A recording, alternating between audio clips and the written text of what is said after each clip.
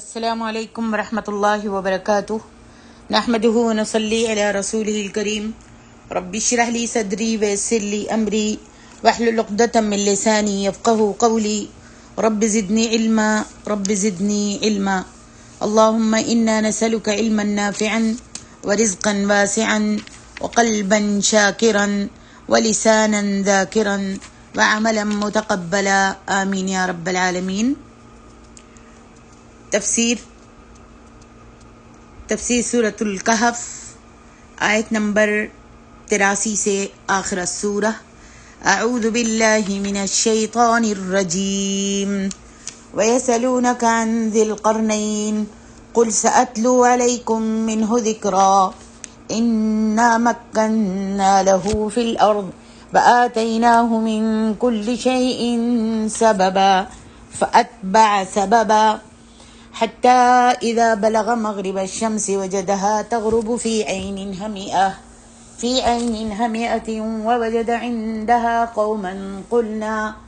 قوما قلنا يا ذا القرنين إما أن تعذب وإما أن تتخذ فيهم حسنا قال أما من ظلم فسوف نعذبه ثم يرد إلى ربه فيعذبه عذابا نكرا وأما من آمن وعمل صالحا فله جزاء الحسنى وسنقول له من أمرنا يسرا ثم أتبع سببا حتى إذا بلغ مطلع الشمس وجدها تطلع على قوم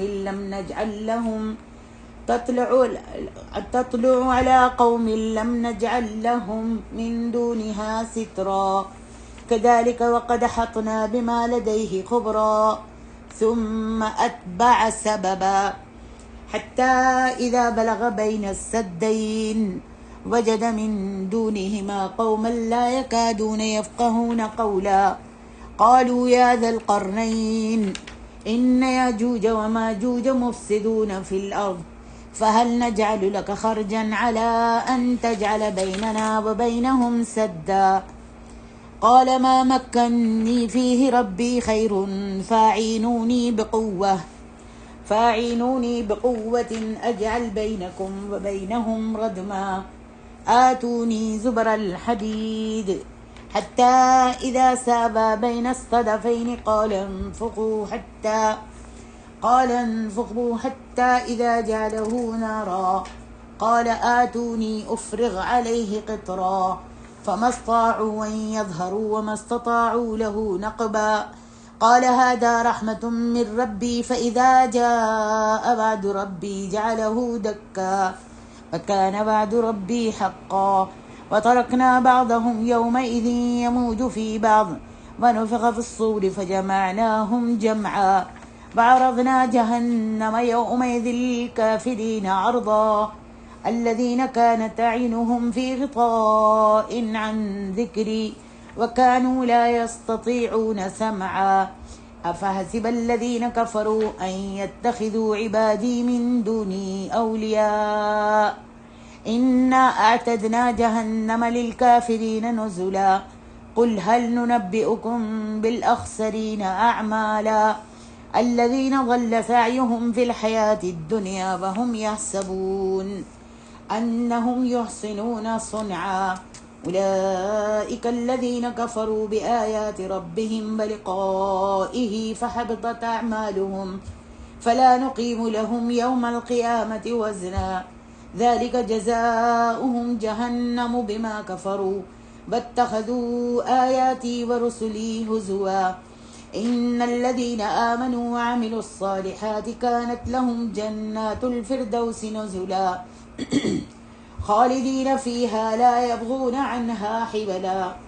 قل لو كان البحر مدادا لكلمات ربي لنفد البحر قبل أن تنفد كلمات ربي ولو جئنا بمثله مددا قل إنما أنا بشر مثلكم يوحى إلي أنما إلهكم إله واحد فمن كان يرجو لقاء ربه فليعمل عملا صالحا ولا يشرك بعبادة ربه أحدا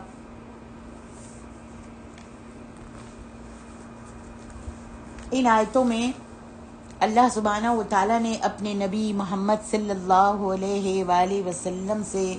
مخاطب ہو کر فرمایا وَيَسْأَلُونَكَ عَنْ ذِي الْقَرْنَيْنِ، اور یہ لوگ آپ سے اے محمد صلی اللہ علیہ وسلم ذوالقرنین کے بارے میں سوال کرتے ہیں کہ ان کی کیا خبر تھی، وہ کون تھے۔ کفار مکہ نے اہل کتاب کے پاس اپنے آدمی بھیجے تھے تاکہ وہ ان سے ایسے سوالات سیکھیں جن سے وہ نبی صلی اللہ علیہ وسلم کا امتحان لے سکے۔ تو انہوں نے کہا، سوال جو کیے تھے، انہوں نے پہلا سوال کیا تھا آپ سے زمین میں بہت سفر کرنے والے آدمی کے بارے میں پوچھو، یعنی نبی صلی اللہ علیہ وسلم سے اس بارے میں پوچھو کہ زمین پر جس آدمی نے سفر کیا وہ کون تھا۔ اور دوسرا سوال ان نوجوانوں کے بارے میں پوچھو جن کی بابت معلوم نہیں کہ انہوں نے کیا کیا، اور آپ سے روح کے بارے میں پوچھو۔ تو انہی سوالات کے جواب میں سورت کہف نازل ہوئی، اور بدایہ میں بھی، شروع میں بھی میں آپ کو بتا چکی ہوں کہ کفار مکہ نے اور یہ یہود نے کفار مکہ سے یہ سوال کروائے تھے۔ ارشاد باری تعالیٰ ہے اِنَّا مَكَّنَّا لَهُ فِي الْأَرْضِ، بلا شبہ ہم نے اس کو زمین میں بڑی دسترت دی تھی۔ کس کو؟ ذوالقرنین کو۔ ہم نے انہیں بڑی عظیم الشان سلطنت دی تھی، انہیں بادشاہت اور لشکر جرار، آلات حرب، قلعے، اور ان کی سلطنت میں سب کچھ تھا جو بادشاہوں کے پاس ہوتا ہے۔ اسی لیے وہ زمین کے مشرق سے لے کر مغرب تک کا مالک تھا۔ ذوالقرنین تمام ممالک اس کے تابع تھے، بادشاہ اس کے فرما بردار تھے، عرب و عجم کی تمام قومیں اس کی خادم تھیں۔ اسی وجہ سے بعض اہل علم نے یہ ذکر کیا ہے کہ انہیں ذوالقرنین کے نام سے موسوم کرنے کی وجہ یہ ہے کہ وہ مشرق و مغرب میں سورج کے طلوع اور غروب کے مقامات تک پہنچ گیا تھا۔ وَآتَيْنَاهُ مِن كُلِّ شَيْءٍ سَبَبًا، اور ہم نے اس کو ہر طرح کا سامان عطا کیا تھا۔ حضرت ابن عباس اور مجاہد اور دیگر کئی ائمہ تفسیر کا قول یہی ہے کہ اس کے معنی یہ ہیں کہ ہم نے انہیں ہر طرح کا علم عطا کر دیا تھا۔ اور قتادہ کہتے ہیں کہ اس کے معنی ہے زمین کے مقامات و نشانات ہم نے اس کو بتا دیے تھے، جیسا کہ اللہ تعالیٰ بلقیس کے بارے میں فرماتے ہیں وَأُوتِيَتْ مِن كُلِّ شَيْءٍ، سورۃ النمل میں اللہ فرماتے ہیں کہ ہر چیز اسے میسر کی گئی۔ بلقیس کے بارے میں کہ ہر چیز اس کو میسر کی گئی، ہر وہ چیز جو اس طرح کے بادشاہوں کو میسر ہوتی ہے۔ اسی طرح اللہ تعالیٰ نے ذوالقرنین کو بھی وہ تمام اسباب و وسائل مہیا فرما دیے تھے جو ملکوں اور لوگوں کو فتح کرنے، شہروں اور علاقوں پر قبضہ جمانے، دشمنوں کا زور کم کرنے، زمین کے بادشاہوں کو شکست دینے اور مشرکوں کو ذلیل و رسوا کرنے کے لیے ضروری ہوتے ہیں۔ یعنی اسے وہ تمام اسباب و وسائل مہیا کر دیے تھے جو اس طرح کے کاموں کے لیے ضروری ہوتے ہیں۔ واللہ اعلم۔ فرمایا فَأَتْبَعَ سَبَبًا، پھر وہ ایک راہ کے پیچھے لگا، وہ ایک راہ کے پیچھے لگا، یعنی مطلب حضرت عباس کہتے ہیں کہ یہاں سبب سے مراد منزل ہے۔ فرمایا حتی اذا بلغ مغرب الشمس وجدها تغرب في عین حمیئة ووجد عندها قوما قلنا یا ذا القرنین، سورج فرمائے کہ وہ ایک راہ کے پیچھے لگا حتیٰ کہ وہ سورج غروب ہونے کی حد تک پہنچ گیا۔ اسے یوں معلوم ہوا جیسے سورج سیاہ کیچڑ والے چشمے میں ڈوب رہا ہے۔ وہاں اس نے ایک قوم دیکھی تو کہتے ہم نے کہا اے ذوالقرنین تجھے اختیار ہے، خواہ ان کو تو سزا دے یا اس سے نیک رویہ اختیار کر۔ پہلا سفر اس نے اپنی سلطنت کی مغربی آخری حد یعنی ایشیائے کوچک کے آخری حد تک کیا، جس سے آگے سمندر ہے، جہاں بحر ایجین چھوٹی چھوٹی خلیجوں کی شکل اختیار کر لیتا ہے۔ جہاں پہنچ کر ذوالقرنین کو یوں معلوم ہوا جیسے سورج سیاہی مائل گدلے پانی میں ڈوب رہا ہے۔ وہاں جس قوم سے ذوالقرنین کو سابقہ پڑا وہ جاہل اور کافر قسم کے لوگ تھے، اور اللہ تعالیٰ نے ذوالقرنین کو یہ اختیار دیا کہ چاہے تو ان کو قتل کر دو یا کوئی سخت رویہ اختیار کر لو، یا اللہ کے فرما بردار بن جانے کی ان کو دعوت دو اور ان سے نرم برتاؤ کرو۔ قال اما من ظلم فسوف نعذبه ثم يرد الى ربه فيعذبه عذابا نكرا۔ ذوالقرنین نے کہا جو شخص ظلم کرے گا اسے ہم بھی سزا دیں گے، پھر جب وہ اپنے پروردگار کی طرف لوٹایا جائے گا تو وہ اور بھی سخت عذاب دے گا۔ یعنی اگر یہاں دنیا میں ظلم کرے گا تو ہم اس کو زیادہ سزا دوں گا میں، لیکن اگر وہ اسی حالت میں مر گیا تو اللہ تعالیٰ اس کو آخرت میں زیادہ سخت عذاب دے گا۔ ہاں لیکن وَأَمَّا مَنْ آمَنَ وَعَمِلَ صَالِحًا فَلَهُ جَزَاءً الْحُسْنَى وَسَنَقُولُ لَهُ مِنْ أَمْرِنَا يُسْرًا۔ البتہ جو ایمان لے آئے گا اور نیک عمل کرنے لگے گا اسے اچھا بدلہ ملے گا اور اسے ہم اپنے آسان سے کام کرنے کو کہیں گے۔ چنانچہ ذوالقرنین نے دوسری راہ اختیار کی کہ اس قوم کو پوری طرح سمجھایا جائے اور انہیں اسلام کی دعوت دی جائے، اور یہ فیصلہ کیا کہ اس کے نتیجے میں جو لوگ اکڑ جائیں گے اور ظالموں کی روش اختیار کریں گے ہم صرف انہیں ہی سزا دیں گے اور انہیں سے سختی کا برتاؤ کریں گے۔ پھر موت کے بعد جب ایسا آدمی اللہ تعالیٰ کی بارگاہ میں پیش ہوگا تو وہ اسے سخت عذاب بھی دے گا۔ لیکن کہا کہ وَأَمَّا مَنْ آمَنَ وَعَمِلَ،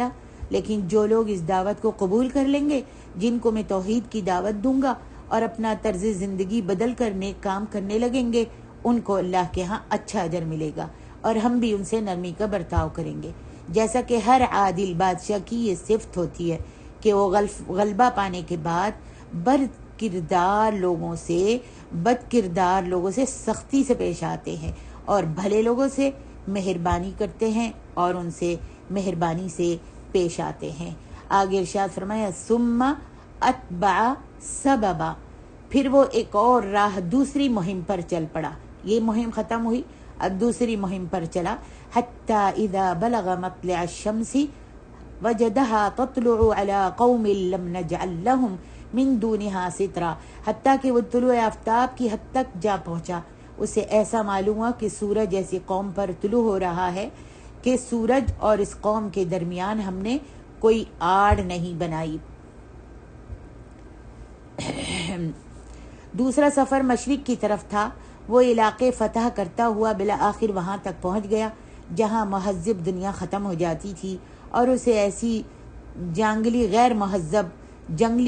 مہذب قوم سے واسطہ پڑا جو اپنا گھر بنانا بھی نہیں جانتے تھے۔ سورج کی گرمی یا بارش سے بچنے کے لیے ان کے پاس نہ خیمے کے ہلکے پھلکے گھر تھے اور نہ ہی مکان تھے، اور وہ پہاڑوں کی غاروں اور کھوؤں میں اپنا گزر اوقات کیا کرتے تھے، یا پھر وہ آفتاب کی تپش اور بارش وغیرہ کو برداشت کرنے کے عادی بن چکے تھے۔ کذالک وقد احطنا بما لدیہ خبرا،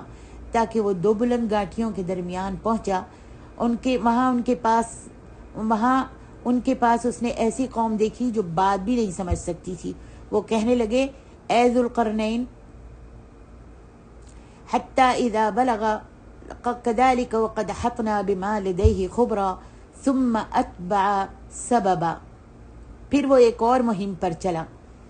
حتی اذا بلغ بین السدین، فرمایا کہ حتی اذا بلغ بین السدین وجد من دونہما قوما لا یکادون یفقہون قولا۔ ذوالقرنین کے تیسرے سفر کی سمت کا قرآن میں ذکر نہیں ہے، تاہم قیاس یہی ہے کہ یہ شمالی جانب تھا، اور شمالی جانب وہ قفقاز کا کیشیا کے پہاڑی علاقے تک چلا گیا۔ ذوالقرنین اور اس کے ساتھی ان لوگوں کی زبان نہیں سمجھتے تھے، اور وہ ان کی زبان نہیں سمجھتے تھے، نہ ذوالقرنین ان کی بات زبان سمجھتے تھے اور نہ ہی اس قریہ والے لوگ جو تھے ان کی زبان کو سمجھتے تھے۔ ایسی صورتوں میں کسی ترجمان کی وساطت سے ہی بات چیت ہوئی ہوگی، یا بسا اوقات اشاروں سے بھی مطلب سمجھایا جا سکتا ہے۔ اور مسلم مورخین کے بیان کے مطابق یاجوج ماجوج سے مراد وہ انتہائی شمال مشرق علاقے کی وحشی اقوام ہیں جو انہی دروں کے راستوں سے یورپ اور ایشیا کی مہذب اقوام پر حملہ آور ہوتی رہی ہیں، اور جنہیں مورخین حضرت نوح علیہ السلام کے بیٹے یافیس کی اولاد قرار دیتے ہیں۔ ان لوگوں نے ذوالقرنین کے حسن سلوک سے متاثر ہو کر یہ التجا کی کہ ہمیں فہل نجعل لك خرجا على ان تجعل بیننا وبینہم سدا، یہ التجا کی کہ ہمیں یاجوج ماجوج حملہ کر کے ہر وقت پریشان کرتے رہتے ہیں، اگر ممکن ہو تو ان دو گھاٹیوں کے درمیان جو درے ہیں انہیں پاٹ دیجئے، اور اس سلسلے میں جو لاگت آئے گی، جو پیسہ لگے گا، وہ ہم دینے کو آپ کو تیار ہیں، یا اس کے بدلے ہم پر کوئی ٹیکس لگا دیجئے، وہ ہم ادا کرتے رہیں گے۔ اللہ اکبر۔ قال ما مکنی فیہ ربی خیر فاعینونی بقوت اجعل بینکم وبینہم ردما۔ ذوالقرنین نے جواب دیا، میرے پروردگار نے مجھے مالی قوت دے رکھی ہے، وہ بہت ہے، تم بس بدنی قوت محنت سے میری مدد کرو تو میں ان کے اور تمہارے درمیان بند بنا دوں گا۔ آتونی زبر الحدید، مجھے لوہے کی چادریں لا دو۔ ذوالقرنین نے جب ان چادروں کو ان دونوں گھاٹیوں کے درمیان برابر کر کے خلا کو پاٹ دیا تو ان سے کہا کہ اب آگ دہکاؤ۔ آتونی زبر الحدید حتی اذا ساوا بین الصدفین قال انفخوا، تو انہوں نے کہا کہ اب اس میں آگ دہکاؤ۔ حتی اذا جعلہ نارا قال آتونی افرغ علیہ قطرا، یہاں تک کہ جب وہ لوہے کی چادریں آگ کی طرح سرخ ہو گئیں تو اس نے کہا کہ اب میرے پاس پگھلا ہوا تانبا لے کر آؤ کہ میں ان چادروں کے درمیان بہا کر اس کو پیوست کر دوں، یعنی اس کے اوپر انڈیل دوں اور اس کو جما دوں۔ آتونی افرغ علیہ قطرا۔ چنانچہ ذوالقرنین نے ان کی اس درخواست کو منظور کر لیا جب انہوں نے کہا کہ اس میں بند باندھ دیجئے، اور یاجوج ماجوج آن کر ہم کو پریشان کرتے ہیں، اور ہماری دونوں گھاٹیوں کے درمیان جو درے ہیں ان کو پاٹ دیجئے، ان کے بیچ میں دیوار کھڑی کر دیجئے۔ تو انہوں نے کہا کہ اچھا، اور انہوں نے یہ بھی کہا کہ ہم آپ کو مال و اسباب دینے کے لیے جتنا خرچ ہوگا وہ ہم آپ کو دے دیں گے۔ تو انہوں نے کہا کہ ان کی درخواست کو ذوالقرنین نے منظور کر لیا اور کہا کہ تمہاری مالی امداد کی مجھے ضرورت نہیں ہے، اللہ کا دیا میرے پاس بہت کچھ ہے، البتہ لیبر یا مزدور تم مہیا کر دو تو میں ایسی دیوار تم کو بنا دوں گا، اس کے علاوہ مجھے کچھ لوہے کی چادریں اور دوسرا سامان تعمیر مہیا کر دو، تو یہ تمہاری ذمہ داری ہوگی۔ آتونی زبر الحدید، پہلے لوہے کے بڑے بڑے تختوں کے اوپر نیچے تہیں جمائی گئیں، جب ان کی بلندی دونوں طرف کی گھاٹیاں تک پہنچ گئی تو لوگوں کو حکم دیا کہ خوب آگ دھونکو، اور اس کام کے لیے لکڑی اور کوئلے کو استعمال میں لایا گیا۔ جب لوہا آگ کی طرح سرخ ہو گیا تو پکھلا ہوا تانبا اوپر سے ڈال دیا گیا جو لوہے کی چادروں کی درازوں میں جم کر پیوست ہو گیا، اور یہ سب کچھ مل کر پہاڑ سا بن گیا۔ بظاہر ایسی دیوار کی تعمیر ایک حیران کن اور بالخصوص اس دور میں ایک خرق عادت واقع معلوم ہوتا ہے، لیکن اگر ہم اہرام مصر اور ان کے دور تعمیر کی طرف نظر کریں تو معلوم ہوتا ہے کہ اس زمانے میں ایسے آلات تعمیر پائے جاتے تھے جن کا آج تصور بھی نہیں کیا جا سکتا۔ اللہ اکبر۔ فرمایا فَمَا اسْتَطَاعُوا أَن يَظْهَرُوا وَمَا اسْتَطَاعُوا لَهُ نَقْبًا، اس طرح یہ ایسا بن گیا کہ یاجوج ماجوج نہ تو اس کے اوپر چڑھ سکتے تھے اور نہ ہی اس میں کوئی سوراخ کر سکتے تھے۔ بعض روایت کے مطابق یہ دیوار 50 میل لمبی، 29 فیٹ اونچی اور 10 فیٹ چوڑی تھی، اور اس دیوار کا فائدہ تو اسی صورت میں ہو سکتا تھا کہ اس کی بلندی بھی کم از کم دونوں اطراف کی بلندی کے برابر تو ہو۔ اتنی بلندی کی وجہ سے اس کے اوپر چڑھا بھی نہیں جا سکتا تھا، اور لوہے کی موٹی تعمیر شدہ دیوار ہونے کی وجہ سے اس میں شگاف یعنی سوراخ بھی نہیں کیا جا سکتا تھا۔ قال هذا رحمة من ربی فإذا جاء وعد ربی جعله دکا وكان وعد ربی حقا، جب یہ دیوار تعمیر ہو گئی تو ذوالقرنین نے اللہ تعالیٰ کا شکر ادا کیا جس نے یہ دیوار بنانے اور لوگوں کو آئے دن کی پریشانیوں سے نجات دلانے کی توفیق بخشی، مگر ساتھ ہی لوگوں کو یہ بھی بتا دیا کہ یہ دیوار اگرچہ بہت مضبوط اور مستحکم ہے مگر یہ لازوال نہیں،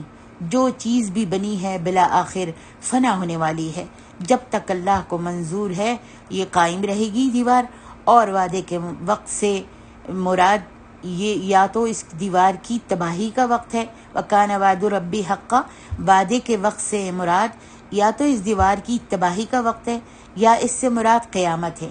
جبکہ ہر چیز ہی فنا ہو جائے گی، جیسا کہ اس کے بعد والی آیت سے اسی دوسرے مفہوم کی تائید ہوتی ہے۔ فرمایا وَتَرَكْنَا بَعْضَهُمْ يَوْمَئِذٍ يَمُوجُ فِي بَعْضٍ وَنُفِخَ فِي الصُّورِ فَجَمَعْنَاهُمْ جَمْعًا وَعَرَضْنَا جَهَنَّمَ يَوْمَئِذٍ لِلْكَافِرِينَ عَرْضًا۔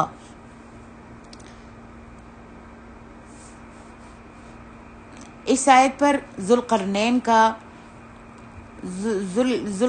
کا لوگوں سے خطاب بھی ختم ہو جاتا ہے، اور قصہ ذوالقرنین بھی۔ اس میں محض کفار مکہ کے سوال کا جواب ہی نہیں دیا گیا، بلکہ یہ بتایا گیا ہے کہ ذوالقرنین ایک بہت بڑا فاتح اور شان و شوکت والا بادشاہ ہونے کے باوجود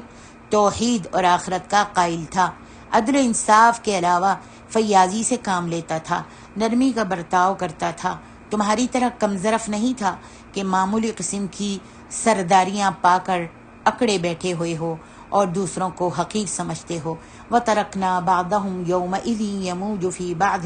وَنُفِخَ فِي الصُّورِ فَجَمَعْنَاهُمْ جَمْعًا وَعَرَضْنَا جَهَنَّمَ يَوْمَئِذٍ لِلْكَافِرِينَ عَرْضًا۔ اس کا ایک مطلب تو یہ ہے کہ جب دیوار ذوالقرنین پیوند خاک ہو جائے گی، دیوار جب گر جائے گی تو یاجوج ماجوج سمندر کی موجوں کی طرح بے شمار تعداد میں ٹھانٹے مارتے ہوئے نکلیں گے۔ اور دوسرا مطلب یہ ہے کہ قیامت کے دن نفخہ سور ثانی ہوگا، یعنی دوسرا جب نفخہ پھونکا جائے گا تو لوگ اپنی قبروں سے اٹھ کر موجوں کی طرح ایک دوسرے میں گھس جائیں گے۔ اس کے بعد سب اللہ کے سامنے میدان محشر میں اکٹھے کیے جائیں گے۔ الذين كانت أعينهم في غطاء عن ذكري وكانوا لا يستطيعون سمعا۔ اللہ سبحانہ و تعالیٰ فرماتے ہیں جن کی آنکھوں پر میرے ذکر سے غفلت کا پردہ پڑا ہوا تھا اور وہ کچھ سننے کو تیار ہی نہ تھے۔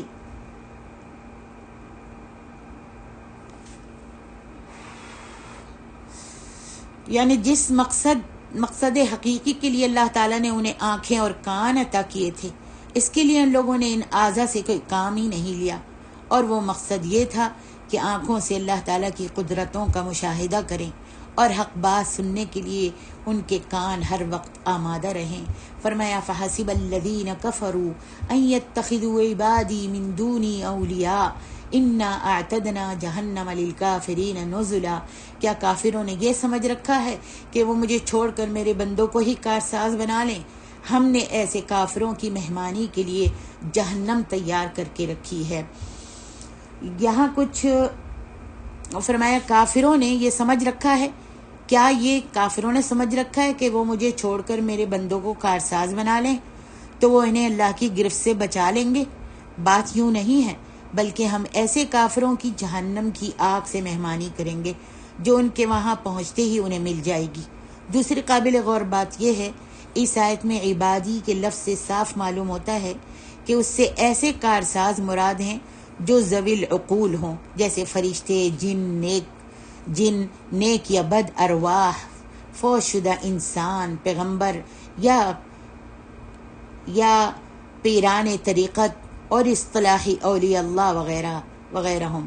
کیونکہ بے جان اشیاء مثلا بتوں اور حجر و شجر وغیرہ پر لفظ عبد کا اطلاق نہیں ہوتا۔ اللہ عالم۔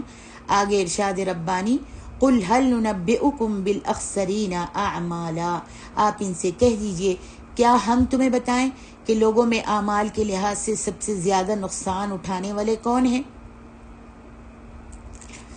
یعنی دنیا کے حصول میں ایسے منہمک رہے کہ اللہ کبھی بھولے سے بھی یاد نہیں آیا، اور نہ ہی آخرت کے لیے کوئی نیکی کا کام انہوں نے کیا۔ ایسے لوگ جو آخرت پر ایمان نہیں رکھتے نا، انہوں نے دنیا میں اگر کچھ نیک کام کیے بھی ہوں گے تو انہیں اس کا کچھ بدلہ نہیں ملے گا، اس لیے کہ انہوں نے یہ نیک کام آخرت کے لیے نہیں کیے تھے بلکہ دنیا کے لیے کیے تھے، تو دنیا میں انہیں ان کا بدلہ مل گیا۔ مثلا کسی نے کوئی تعلیمی درسگاہ یا ہسپتال کھولا تو اس سے اس کا مفاد یا تو قومی مفاد تھا یا اپنی شہرت وغیرہ تھی، تو یہ مفاد تو انہیں دنیا میں اللہ نے دے ہی دیا۔ ایسی عمارتوں پر ان کا نام لکھا ہوا ہے، مرنے کے بعد بھی ان کا نام زندہ رہا، لوگوں میں ان کی نیک نامی کی شہرت ہو چکی، لہٰذا آخرت میں انہیں کچھ اجر نہیں ملے گا۔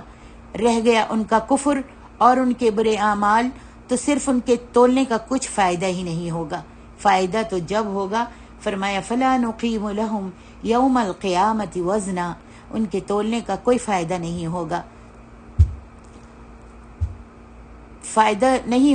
فائدہ تب ہو سکتا ہے جب دوسرے پلڑے میں بھی کچھ وزن ہو۔ اگر ایک پلڑا یکسر خالی ہو تو تولا کیا جائے گا؟ پھر ان کے کفر اور برے اعمال کی وجہ سے انہیں جہنم رسید کر دیا جائے گا، اور وہ سب سے زیادہ گھاٹے والے جزاؤہم جہنم، اللہ جزاؤہم جہنم بما کفروا واتخذوا آیاتی ورسلی ہزوا، اور وہ سب سے زیادہ گھاٹے والے اس لحاظ سے رہے کہ دنیا میں وہ نیک اعمال بھی کرتے رہے اور سمجھتے رہے کہ ہم بہت اچھے کام کر رہے ہیں، مگر آخرت پر ایمان نہ رکھنے کی بنا پر وہ انہی لوگوں میں شامل ہو جائیں گے جنہوں نے اپنی ساری عمر بد کرداریوں میں گزاری تھی اور نیکی کی کام کیے ہی نہیں تھے۔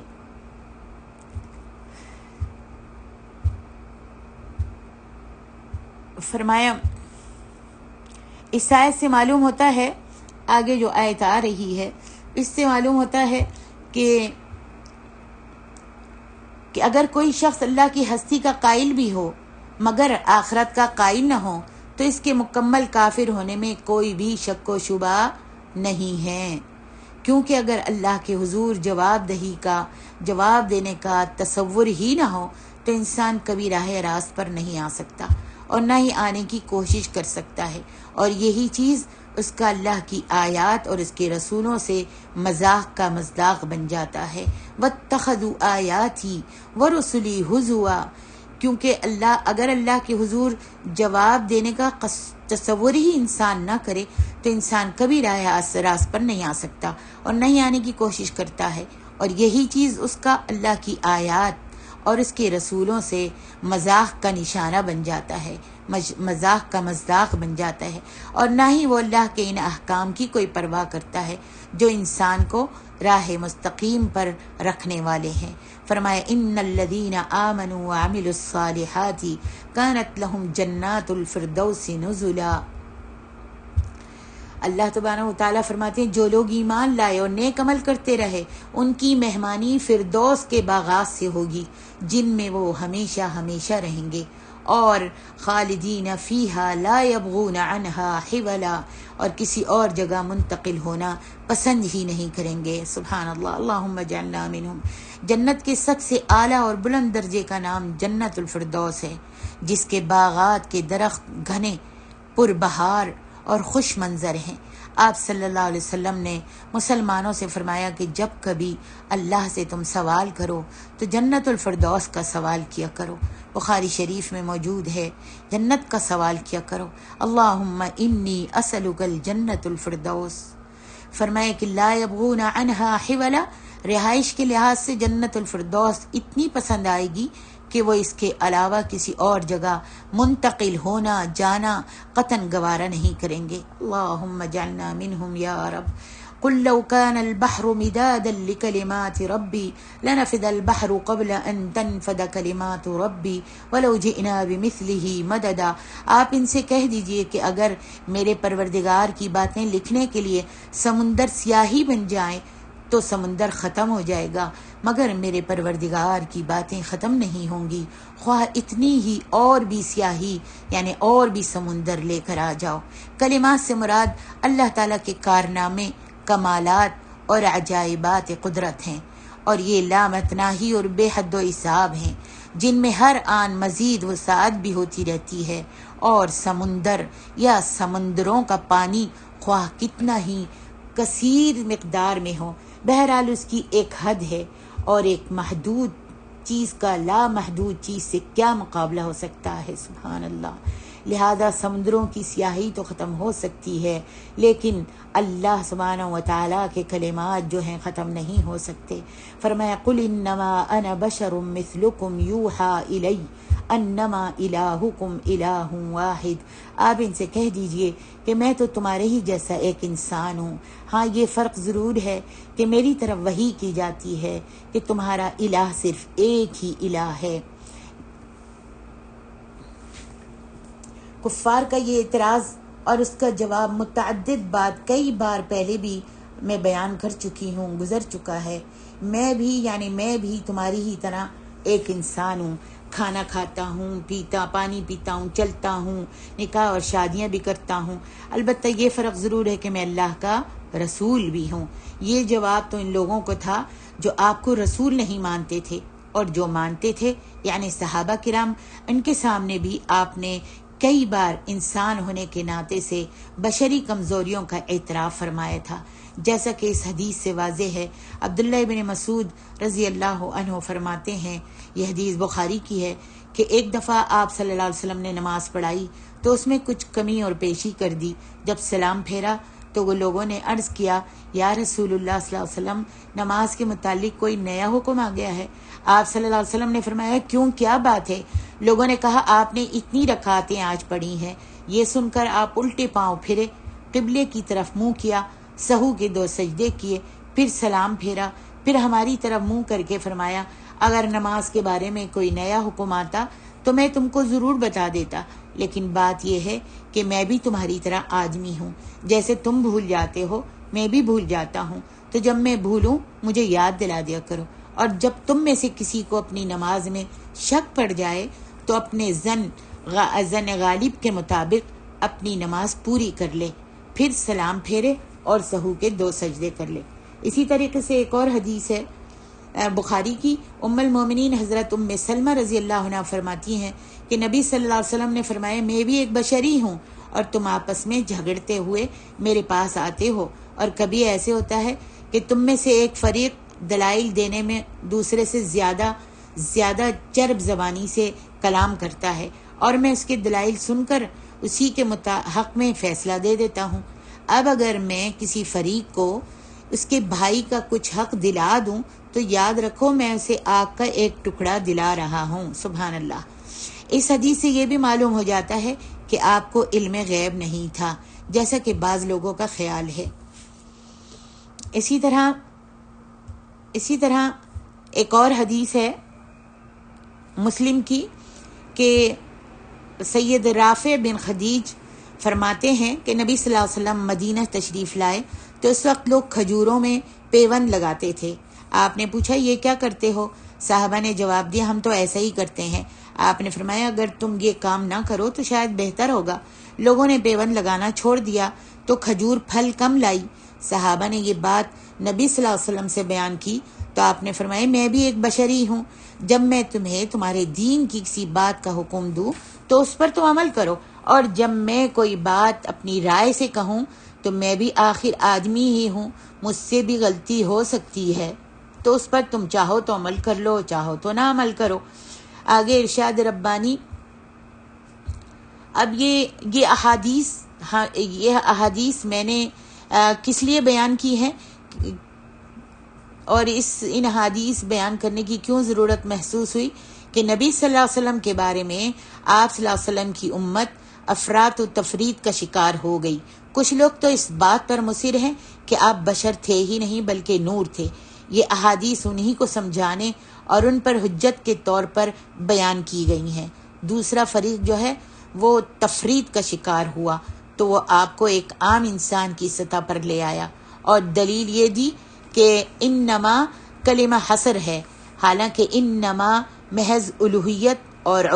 عبودیت میں امتیاز کا فائدہ دے رہا ہے، یعنی رسول اللہ صلی اللہ علیہ وسلم میں الوہیت کا کچھ بھی حصہ نہیں، اس سے کمالات نبوت کی نفی مراد نہیں ہے۔ بخاری میں علامات النبوہ فی الاسلام کے عنوان کے تحت آپ کے سینکڑوں معجزات مذکور ہیں، لہٰذا نبی صلی اللہ علیہ وسلم کو عام انسانوں جیسا ایک معمولی انسان سمجھنا انتہائی گستاخی اور سخت نادانی ہے۔ فرمایا فمن کان یرجو لقاء ربہ فلیعمل عملا صالحا ولا یشرک بعبادت ربہ احدا، لہذا جو شخص اپنے پروردگار سے ملنے کی امید رکھتا ہے اس کو چاہیے کہ وہ نیک عمل کرے اور اپنے پروردگار کی عبادت میں کسی دوسرے کو شریک نہ کرے۔ جو شخص بھی اللہ سے ملاقات کا شوق رکھتا ہے اور چاہتا ہے کہ یہ ملاقات خوشگوار رہے، اسے اللہ تعالیٰ سے ڈرتے رہنا چاہیے، اسے اللہ تعالیٰ سے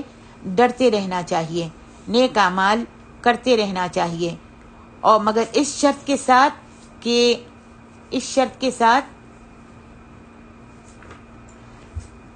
کہ اللہ کی عبادت میں شرک کا شائبہ تک نہ ہو، شرک کا شبہ تک نہ ہو، شائبہ تک نہ ہو۔ ایک تو خالصتاً اسی کی عبادت کرے، دوسرے اس کی عبادت میں کسی کو شریک نہ بنائے، اور اللہ تعالیٰ کی عبادت، اس کی تعظیم اور اس سے دعا کے جو طریقے مشروع ہیں وہ کسی دوسرے کے لیے نہ بجا لائے۔ الحمدللہ سورۃ الکہف کی تفسیر ختم ہوئی، مکمل ہوئی۔ الحمدللہ رب العالمین۔ اب اگر اس میں کوئی کمی ہو گئی تو اللہ سبحانہ و تعالیٰ اس کو معاف فرما دے، کوئی میری زبان سے غلط الٹا سیدھا لفظ نکل گیا تو اللہ اس کو معاف فرما دے، اور اپنی بارگاہ میں ہماری یہ چھوٹی سی کوشش کو اللہ قبول فرما لے اور ہمارے لیے صدقہ جاریہ بنا دے یا رب العالمین۔ سبحانک اللہم و بحمدک، اشہد ان لا الہ الا انت، استغفرک و اتوب الیک۔